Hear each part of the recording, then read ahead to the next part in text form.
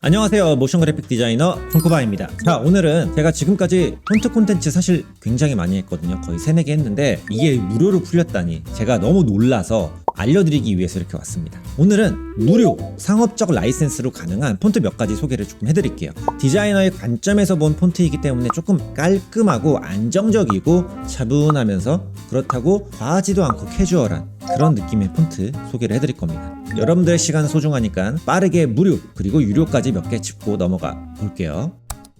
여러분들 전부 어도비 사용하고 계시죠? 자, 어도비 폰치에서 받을 겁니다. 자, 여기에서 무료로 공개가 된 걸 제가 봤거든요. 그래서 구글에서 어도비 폰치라고 검색을 해주시고요.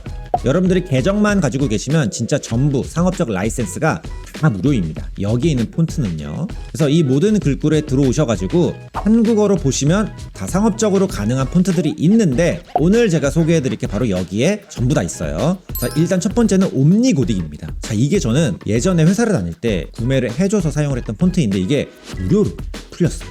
폰트가 굉장히 깔끔하고요. 디자이너들이 실제로 많이 사용을 하고요. HG 코딕시라는 유료 폰트와 굉장히 유사합니다. 그래서 본문이나 헤드라인 어디에 사용을 해도 괜찮고요. 지금 봐도 뭐 굉장히 깔끔하죠.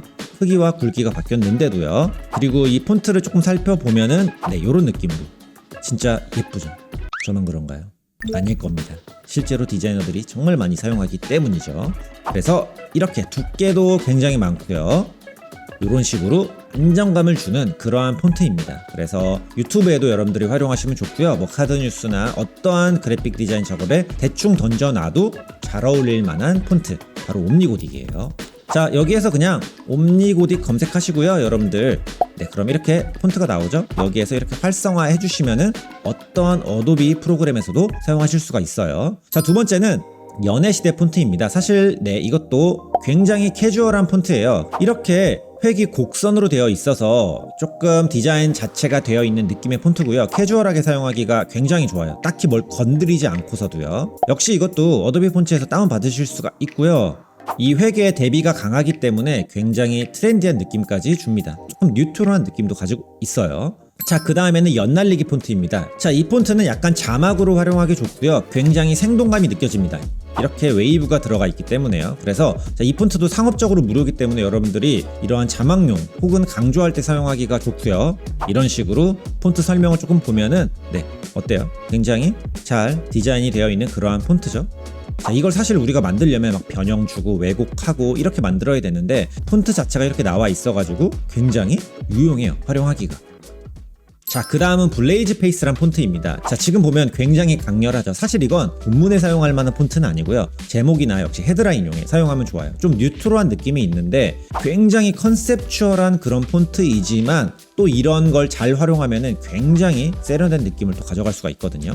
폰트 설명을 보면 아우 이건 조금 과하긴 하죠. 깔끔하게 사용을 한다면 네, 이런 식으로 그냥 흰색 검정색으로 정말 그냥 깔끔하게 폰트 자체가 과하기 때문에 많은 컬러나 더 많은 디자인이 들어가면 사실 좀 너무 오바스러운 느낌이 될 수도 있어요. 그래서 이런 폰트는 그러한 선을 적절히 지켜주시면서 사용하면은 굉장히 좋은 폰트가 될 거예요. 물론 저도 요즘에 좀 많이 활용하는 편입니다.